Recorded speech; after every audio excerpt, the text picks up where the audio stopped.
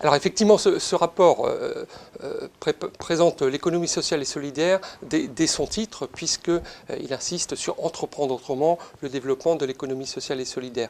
Au-delà, bien évidemment, le rapport s'est attaché à en donner une définition et le périmètre. Et donc l'économie sociale et solidaire se définit comme une économie des personnes. Cela représente quand même plus de la moitié des Français, 34 millions, qui sont soit membres d'une association, soit adhérents à une mutuelle, soit associés à une coopérative. Et donc on voit que c'est une économie qui est présente dans tous les secteurs d'activité. Bien sûr, les services au sens large, le social et la santé, mais également dans l'agriculture, dans l'artisanat, dans l'industrie.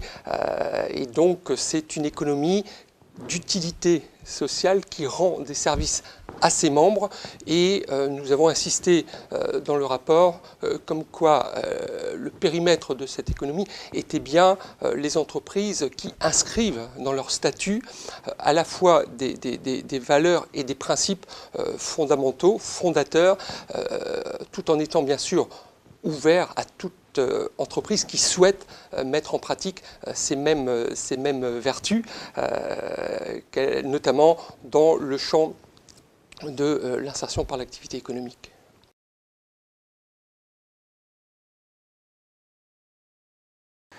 Les chambres régionales de l'économie sociale et solidaire ont un rôle très important. Ce sont des maisons communes pour l'ensemble des familles de l'économie sociale et solidaire. Elles assument 3 missions. Une mission de soutien au développement économique de ces formes émergentes d'économie sociale et solidaire, ou parfois moins instituées. Deuxième mission, c'est une fonction liée à la promotion, à la sensibilisation à l'économie sociale et solidaire.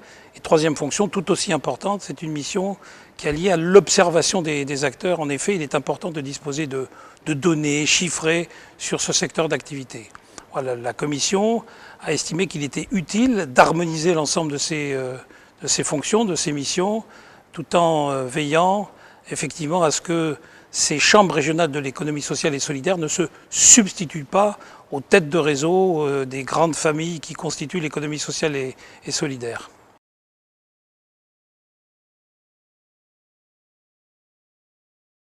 L'enjeu de la reprise d'entreprise est vraiment essentiel. Aujourd'hui, on a voulu dans ce rapport insister sur le fait que les coopératives en général, les SCOP en particulier, étaient une économie parfaitement pérenne, que les SCOP n'étaient pas seulement une solution pour la reprise d'entreprises défaillantes, même s'il est important que cela puisse continuer à se faire, et que le véritable enjeu est celui de la transmission d'entreprises saines. C'est aujourd'hui, si l'on prend exclusivement les entreprises de 10 à 100 salariés, ce sont 55 000 entreprises en France, 55 000 PME, dont le dirigeant a plus de 55 ans. Donc vous imaginez l'enjeu en termes de pérennité des entreprises et des activités, en termes de pérennité des emplois, mais aussi des savoir-faire.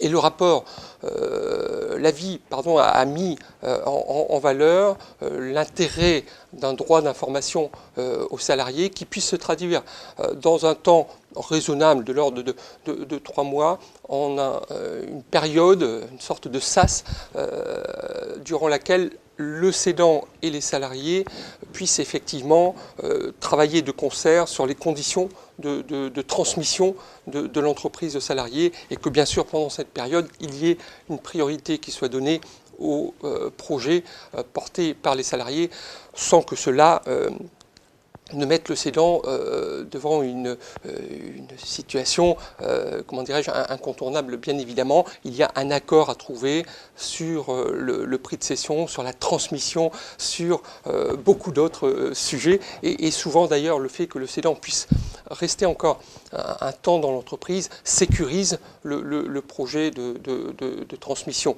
Donc sur cet enjeu, effectivement, le rapport sur l'économie sociale et solidaire met en valeur le fait que que les salariés représentent une force de reprise et qu'ils ont de nombreux talents pour pouvoir reprendre des entreprises partout en France, partout dans les territoires. Et j'insiste aussi sur le secteur de l'industrie. Puisque lorsqu'une entreprise industrielle disparaît, il n'est pas possible de la recréer le lendemain. Les savoir-faire ont disparu et c'est parfois des filières qui s'éteignent.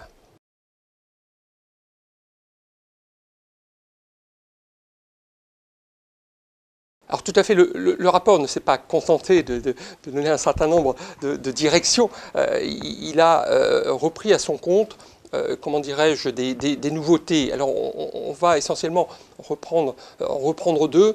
Donc dans les cas d'entreprises de taille significative, au-delà de 100 salariés, il n'est pas facile et parfois pas possible que les salariés constituent la seule force de reprise, ne serait-ce que pour rassembler le capital et les fonds nécessaires à la reprise. Et donc nous avons mis en avant l'intérêt qu'il y aurait de créer un nouveau statut transitoire de scope d'amorçage qui permettrait en fait à des fonds de toute nature de reprendre des entreprises en étant majoritaires dans la gouvernance des entreprises, mais les salariés étant déjà bien identifiés dans un statut donc, de scope d'amorçage et à partir du moment où la totalité des résultats de l'entreprise serait consacrée au rachat progressif par les salariés, eh bien on estime qu'en espace de 5 à 10 ans, on pourrait imaginer que les salariés passent d'un statut minoritaire à un statut majoritaire et que donc la scope d'amorçage devienne une scope à part entière. C'est une nouveauté importante et notamment j'insiste sur les entreprises de taille intermédiaire. Enfin, que cela constitue une solution pour cette cible plus particulière. Concernant les groupes coopératifs, là aussi, nous sommes dans une société où ce sont les capitaux qui permettent, je dirais, qui donnent une fluidité, qui permettent de racheter, revendre, etc. Et nous sommes des entreprises de personnes.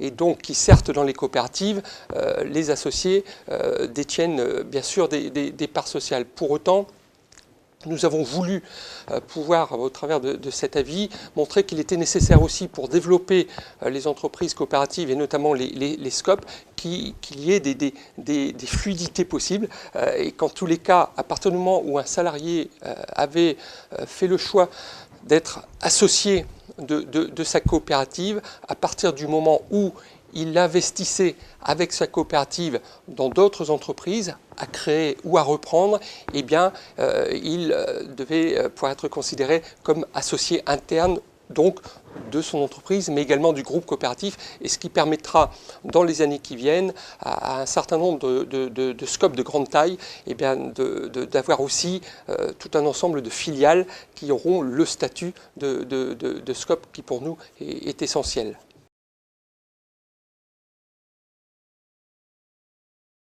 L'économie sociale et solidaire, tout comme d'autres opérateurs économiques, est en lien étroit, articulé avec les territoires et les habitants qui les constituent. De nombreux secteurs d'activité sont couverts par l'économie sociale et solidaire, comme par exemple la petite enfance, les maisons de soins, le soutien éducatif, les loisirs éducatifs, les activités artistiques et culturelles.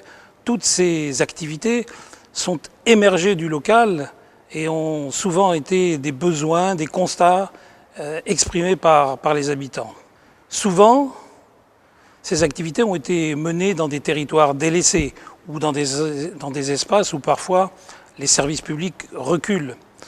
L'économie sociale et solidaire, partant de ce local, de cet ancrage au local, crée beaucoup d'emplois et des emplois qu'on considère comme non délocalisables.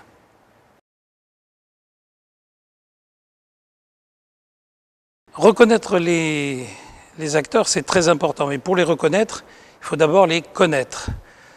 Aujourd'hui, l'économie sociale et solidaire souffre d'une absence de visibilité, souffre d'une méconnaissance générale. Des malentendus, des fausses idées sont répandues sur l'économie sociale et solidaire. Au niveau européen, par exemple, les acteurs de l'économie sociale et solidaire sont considérés comme des objets sociaux non identifiés, puisque On ne les reconnaît pas, on n'a pas de statut, même s'il existe un statut de la coopérative, peut-être bientôt de la mutuelle, des fondations, mais les associations, par exemple, n'existent pas, ne sont pas reconnues. Au niveau français, nous sommes satisfaits de voir qu'un ministère dédié à l'économie sociale et solidaire est en place. Un ministre de plein droit est en responsabilité de ce secteur de la vie sociale.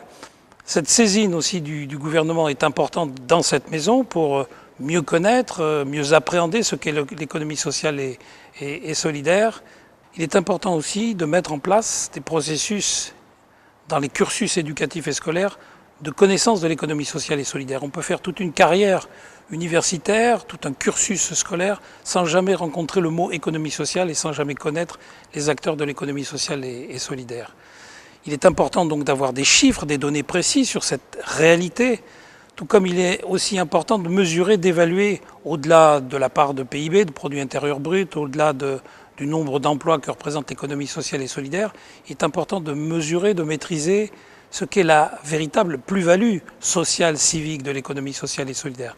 Et pour ça, peut-être qu'on arriverait mieux à mesurer que l'économie sociale et solidaire contribue elle aussi au BIB, au bonheur intérieur brut.